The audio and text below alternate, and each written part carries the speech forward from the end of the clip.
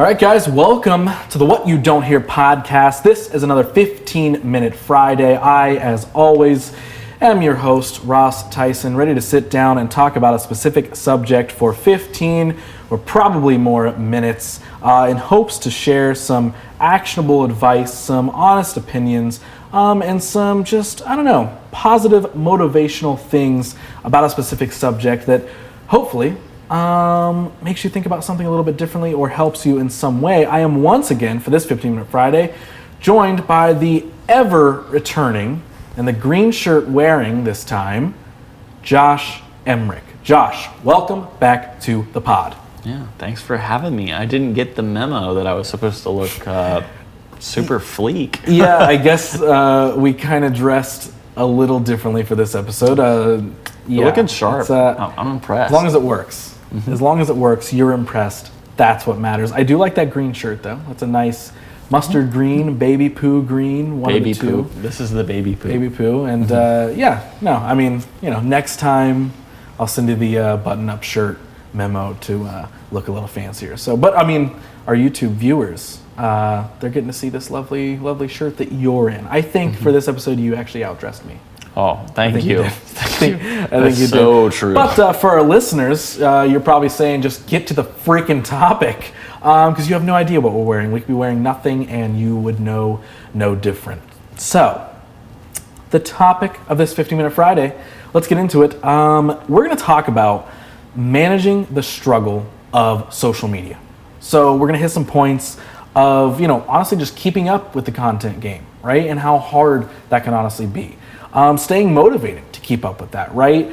Really, we're going to dig into, playing that comparison game, how to not get caught up in that, and how we do often, or how we've managed to get past that, or the hidden skills that you can acquire by really focusing on your social media, really figuring out how you can manage your own, or even curating your feed to really figure out what you're ingesting. Is it good for you? Is it not? We're going to talk about all that sort of stuff, and I want to hit a few points on how much I hate the viral nature of social media and the hype game, but we'll get there. So, Josh, are you ready?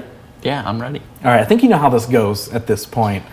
Yeah, you hit the timer and we go for 35 minutes. 35 minutes for another 15-minute Friday. You are absolutely correct. So, the timer starts now, 15 minutes on the clock that we will absolutely surpass. So, I'll lead us in with this one. Yeah. Okay, so everybody's on social media. Whether you create, whether you don't, whether you're just, somebody who takes in for entertainment, finds education, whatever. Obviously, our points of view are probably going to come from the creative nature, right? Mm-hmm. The entrepreneurial side of us, of, running a business and being creative as everybody's being creative on the internet. Now, I don't think we have to shy away from saying that is a sometimes very difficult thing to navigate, right? Because you're going to look at what other people are doing, and you're going to see all the great things that they're doing, and you're going to compare that to maybe your failures or the fact that you're not doing, quote unquote, as well as you perceive that they are. And I think a first major point that I want to say about this and managing the struggle of social media is to remember that you're comparing your failures day to day that you know about. You're aware of what you do and don't do. On social media, we're getting everyone's highlight reels. Yeah. Everyone's sharing the best parts of anything that they do, right? They're going to share their wins. And of course, people share their failures too, but mostly they're sharing those bright and shiny parts of their life that they really want to show off. So you got to remember, when you're playing the comparison game and you're getting caught up in, this person has this or does this and I don't, you're comparing your failures to their highlight reel. They've got those failures hidden behind that, but of course, they're not going to share them on social media. So I want to talk about that and how you handle that, Josh, right? Because I'm sure, this is something we've talked about a lot and how we both kind of navigate it, but the floor is yours. Let's talk about how maybe you handle the comparison game, or maybe just don't care about it. Yeah, now I don't care about it so much. I can't say that's always been the case. I can't say that something doesn't get under my skin every once in a while where I just get a little bit jealous. I think we're all guilty of that. Mm-hmm. We all see something bright and shiny and love that. But I think really where this comes down to is I think social media has a place for everyone, whether you're creative, whether you're running a business. If you want to be totally private, that's one thing. Just stay off social media. But at the end of the day, we're all selling ourselves to a certain degree, and that's a kind of dirty word. But we're representing ourselves as maybe a better way. And everyone's on a journey. Everyone's trying to do something. Everyone's really telling a story. So that's when you get into this comparison game of like, you're looking at everyone's highlight reel and you're seeing, oh, this person is so great. Well, first ask yourself, like, do I actually even want what that person wants? Yes. That's huge. Or is it that I'm just like jealous of them right now? So I think it takes like reflecting a little bit and asking yourself, like, what do I actually want out of my life? And instead of comparing, like, am I actually on track? Like, take ourselves out of it a little bit. Like, let's not look at everyone else, because that does get a little bit overwhelming. Let's look at, like, where do I want to take my life? And am I actually going there? So do I really need to compare people? Life is a long journey, Right. I'm not going to get to where I want to be until I'm like 80 years old, if I'm being totally honest. I don't want to peak. I don't want to be at my highlight, at my max like performance right now. I know the greatest me is yet to come. Right. And I don't want to ever peak. So for me, it's been finding my purpose. Like, with social media, that's changed and that's morphed, and that's okay. But like, I know what my purpose is. I know what I want out of social media. When you're chasing just the likes, or you're comparing that way, maybe you're not even looking at the content that someone makes, but like, this person has more likes than me or more comments than me. Sure, that's a metric to measure. And to a certain degree, like with what I'm doing, like, yes, I want my message to meet more people. Of course. But I want to do it authentically. I want to do it the me way. And that really stems to the conversations I'm having with people, online and offline. Right. So what is my purpose? My purpose, is to engage with people, educate people, inspire people. And I do that through the means of what I do through business, through creativity. Right. I'm not necessarily caring as much about people seeing my creativity and validating me. As a matter of fact, that makes me pretty uncomfortable. Right. Yeah. What I do like to do is I like to talk about how we got there, who made it, how we made it together, and the experiences we shared. Yeah. So I think for me, getting out of the comparison game is like number one. But number two, let's define, like, what is your purpose on social media? What is your intent? What are you trying to achieve? And so I want to jump in really quick and add to that, because, I've definitely done that. Maybe honestly even more than you have. I think, right? I probably compared, to other creatives so much, but there's some things you said in there that are absolutely true that I think a lot of people do, and I know that I did. So the first part is comparing yourself to somebody else who's doing something that realistically you don't even want to do.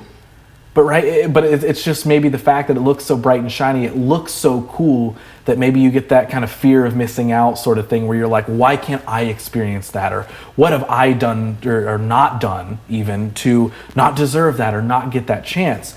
And when you look at it and you take a step back for a second, because I used to do that a lot, but then I would catch myself and I'd sit and I'd say, like, I'm comparing myself who doesn't want to do what that person is doing. I'm comparing to something that I don't want to do. So why would I be upset about it? Instead, I should just be happy for that person, that they're doing things that they want to do. And sure, is jealousy always going to play a role in anything of, oh, that person's getting opportunities, or, oh, they got to create something so cool, and I know if I got that opportunity, I could too. Sure, it's always going to be there. But when you can take a step back and realize that, like, again, are you comparing yourself to something that you actually want? Or is it just the idea of what it appears to be on social media? So, taking the next layer of something else you said. I think there's a point that you kind of just brought up there. Okay. There's a way to flip this. Like, if you're looking at, so you're like, play the comparison game. Here's a better way to look at it. Why? Maybe it is something that person is doing that you're really maybe a little bit jealous of. Instead of saying, I'm jealous of that person and I'm mad at them, and let's flip it. How and why are they there? Yep. What are they doing? Yep. Now it's an educational piece, and you can reverse engineer and be like, maybe I can get there. And how can I get there? Yes. I just wanted to interject with that real quick. Yeah, no, that's a great additive, because yes, it is, when you are playing a comparison game, I think that's honestly a solution. So it's a great point that you bring up, when you are comparing, and if it is a case where you're looking at somebody and you're like, they're doing everything I want to be doing, exactly what I wish I was doing. Why do they get to do it? That's the question. Why do they get to do it? How do they get there, right? And hey, maybe if they're a cool person, they're just a DM away. You never know what kind of conversation can start from just asking things like why. But even if that's not, an option, reverse engineer it. Look at what is a step that you can take today, tomorrow, next week, whatever. They're on a journey. Right. So how do you start your journey to get to that thing that you're pretty sure you want that you see on social media? So the other thing that I was going to go to is, something else I used to do, and I think a lot of people do this, is I would gauge my social media. So we're talking about purpose, right? Mm-hmm. I would gauge the purpose of my social media given whatever I believed my friends and close followers on social media wanted to see. So for a long time, yes, I was, I'd make content that I thought was cool, but I would always do it in this coat, in this layer of fear of ridicule, right? Of course, you got the social media ridicule of, if this gets no comments and gets no likes, oh, that's terrible. Yeah. But then you play into the game of, what is my friend this and this gonna say about my artsy post? What is this friend gonna say because I posted this heartfelt thing on social media because I felt like doing it? So I would find myself trapping myself based off of other people's possible opinions on my posts on social media. So we're talking about the purpose. Mm-hmm. My purpose for social media, I never had one. It was just, social media. And I'm not saying everybody has to start a business or be creative or be artsy or anything like that. You don't have to have that style of purpose. But what you don't want, I think, is the purpose in posting strictly to make those around you happy or make somebody think that you're cool or have somebody hype you up or, in fear of ridiculement of somebody saying like, oh, you posted that really stupid thing. I hated that. Haha, here's a joke about it. Because I used to get so caught up in that. But like you said, when you found your purpose and why you wanted to use social media, the stories that you wanted to tell, the reason for doing anything on social media, when I found that and unlocked that power, basically, that's when I feel like my whole social media landscape honestly changed. Mm-hmm. Because I just didn't care anymore. I wanted to post what I wanted to post. And it's such a silly thing, honestly, to even talk about and be like, oh, I want to post what I want to post on my social media. But that's just the nature of today, right? That's just what modern times are. Everything lives and is shared on social media. So it really does come down to how you're finding that purpose, how you're figuring out, if you're going at it from a creative standpoint, brand building, entrepreneurship, what kind of story do you want to share? What are you really wanting to give people a glimpse of into your day-to-day life and create content based around, right? Yeah, I think this purpose piece was really important for me. As you know, but as other people may not know, social media is difficult. It is hard work for me. I personally get exhausted. I get overwhelmed because it feels like I have to show up and I have to consistently do that. Mm-hmm. You do have to consistently do that. And for me, it's like my mission is to really educate and inspire other people. So how can I use social media as a tool to do that? Mm-hmm. Well, one of the things I struggle with, why social media is so hard for me, is just language, communication, like using words to tell a story, to impact and educate. That's difficult. That's a different type of language than just like, hey, look at my cool work. So for me, it's sharing, one, how we do the work that we do. The reason that we're doing it, the thing that I learned, the growing experience. Like, here's some info that can impact someone's life. Mm-hmm. And that's all to create engagement. I want to have conversations with people. Like, when I can have the conversations and I feel like I'm helping someone, I feel like I'm serving my purpose. So for me, it's really created an opportunity for me to refine those skills. So it's like not only like, hey, the purpose is to impact people, but also like, if I want to impact people, I should be able to speak well. I should be able to communicate well. That was not a natural thing for me. That was very difficult for me. So really, social media was an opportunity for me to sharpen skills. Right. And I think, you mentioned another part there that maybe you can dive in a little bit deeper on is like, keeping up with social media in general. And I know you've got kind of like, you and I talk about this a lot of, there's a certain structure, obviously, that sometimes you have to follow of making the most of your social media. So, the first step, figuring out your purpose, figuring out what you want to do it for, mm-hmm. and who you want to make stuff for, who you want to do it for, right? Is your social media for you, or is it for other people, right? And so, you're talking about figuring out, the struggle with even keeping up with content. And we talk about how mood plays a big part in that a lot. because, you know, emotional game. yes, because, you know, it's just a post on social media. So I know somebody can be like, what do you mean you got to be in the mood to make a post? When you're doing it from a storytelling aspect, or you're doing it from an authentic place that you want to connect with somebody through those words, through a caption on a photo or a video, it takes a certain mood to write that caption. For me, it works in two ways. The context is one thing, but there's also the theme. You know, like I'm not just posting the same thing over and over. Sometimes, like, I want to be reflective. I want to feel a little bit more poetic. I want to be in my emotions and talk about what my emotions mean to me right now. Other times I want to like really hammer a point home of like, here's something that I think you can act on. Other times I want to highlight my team and how they rose to the occasion and how that makes me feel. And then other times it's just sharing my work and finding a way to do that. So to me, there's themes of different things that I do, and that takes a different way to write those things. I'm not always spontaneous, and I think a lot of people aren't spontaneous. But there are times, whether that be a specific time of day or a specific time of the week, or just when I'm feeling my best, hey, I can actually write right now. I can actually tap into my emotions, my thoughts, my feelings, and I can articulate those.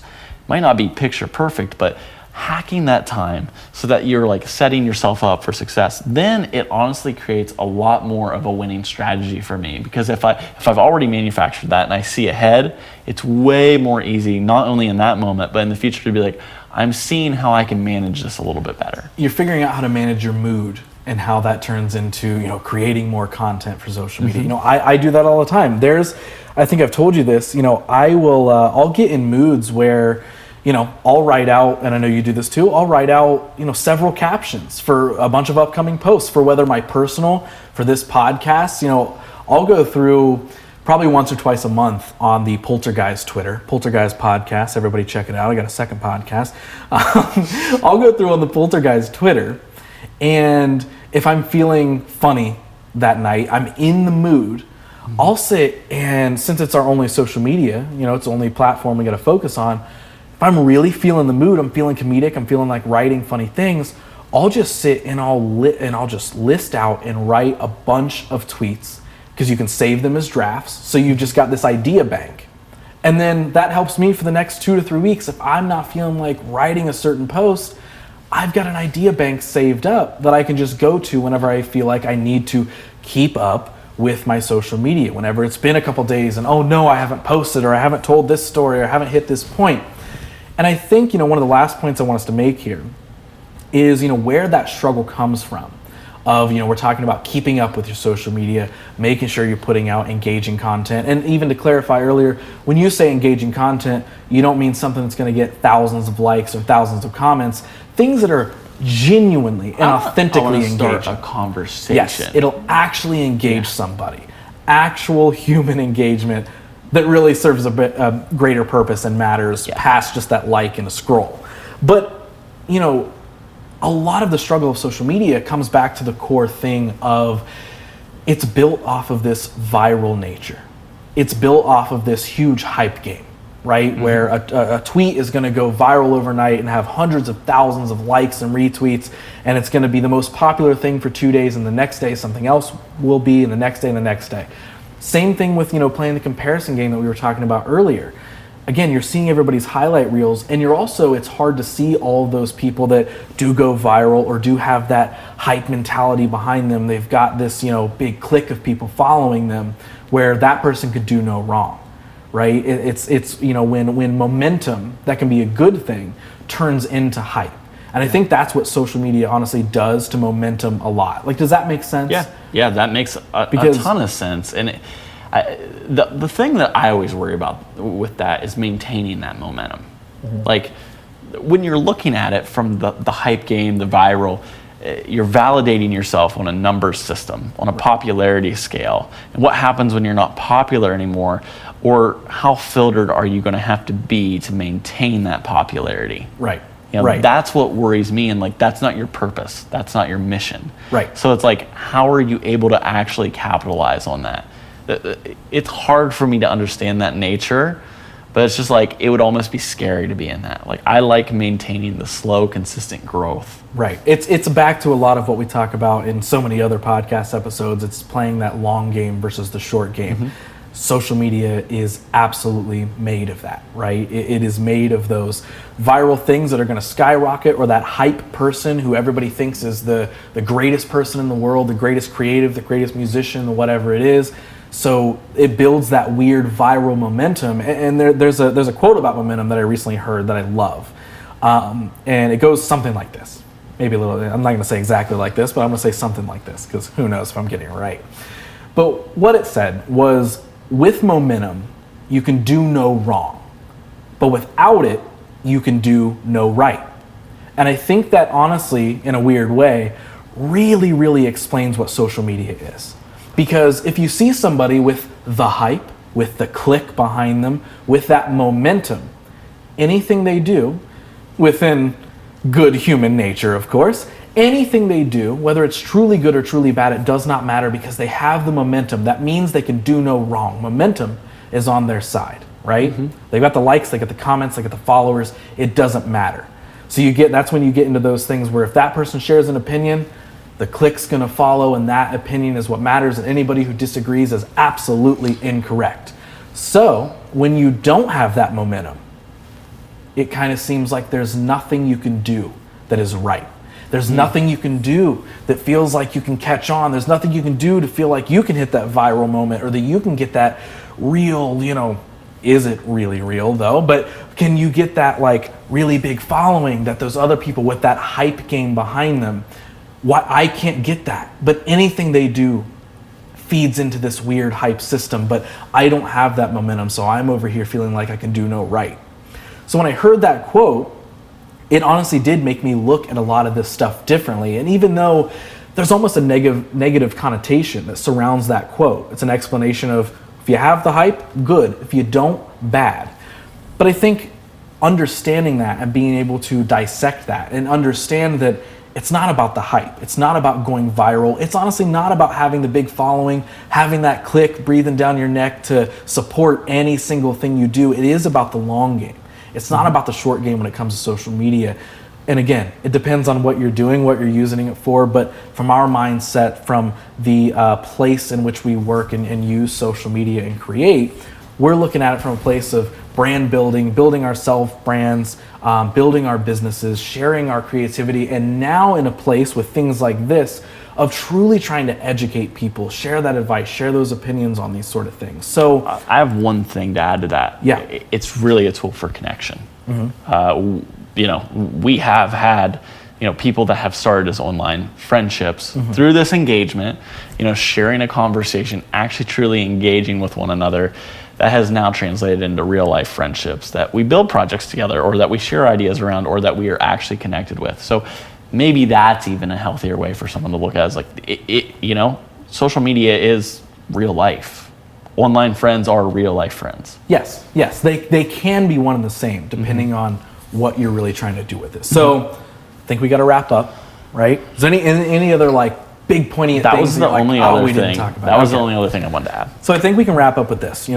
We just did a 20-minute podcast talking about how we manage social media, right? Not about the content, not about the post, but how we manage the emotional side of it, the mood that comes with social media, trying to get that momentum, trying to fight that hype, trying to not play the comparison game.